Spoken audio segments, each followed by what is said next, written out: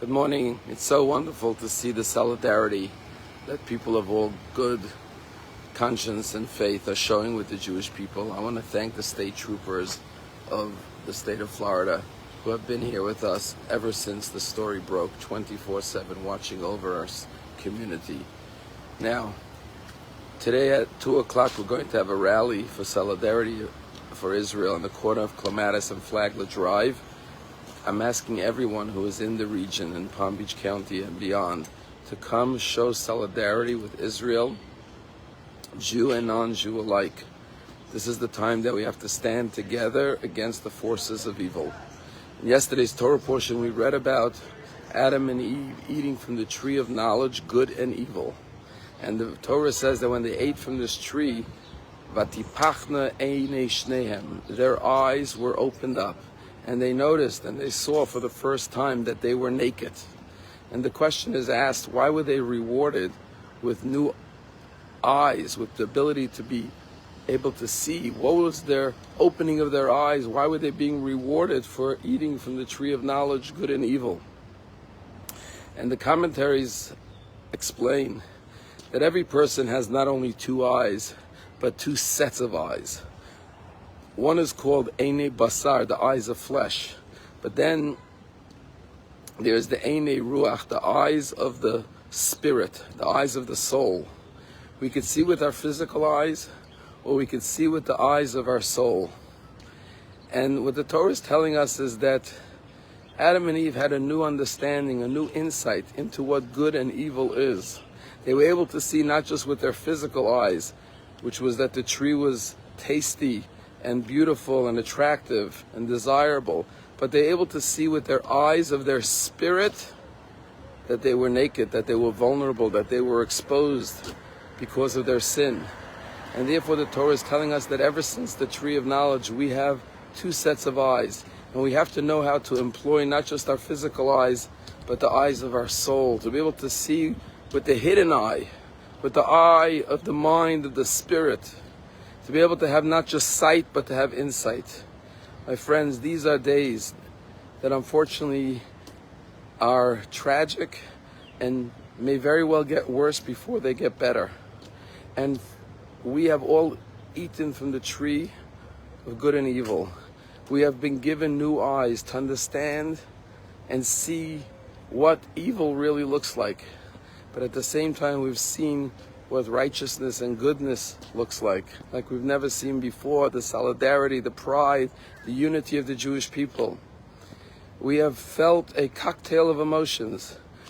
We felt anger, rage. We felt deep sadness and grief. At the same time this week, we felt pride and unity and solidarity and inspiration and admiration for the reservists, hundreds of thousands from all over the world, and not only in Israel, going to defend their Jewish brethren. We've seen the unity, the kindness, the outpouring of solidarity. Our eyes are open to the potential for good, and unfortunately to the depth of evil. And today and now is the time that every person has to stand up and take a stand and say, where do I stand? There are those who are standing with evil right now, but we have to stand with goodness. And we could do this in a myriad of ways. We have to speak out, speak up. There are those that are going to challenge us and our duty to defend ourselves, not just our right. But we have to stand up as proud Jews. There is a line being drawn between those university students who are standing up for terrorists versus the righteous people that are standing up for Israel and for what is good. I woke up this morning, I opened up the Palm Beach Daily News. I was so proud to see that editorial headline that said, we must stand with Israel against the carnage of Hamas. This is a non-Jewish paper, our local paper, taking a stand with Israel. We need more friends who are going to stand with us, and we have a lot of friends.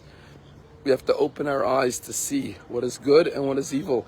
There can be no blurring of the lines like we're seeing in some of the highest academic universities, like Harvard, where students and even their faculty are standing on the wrong side.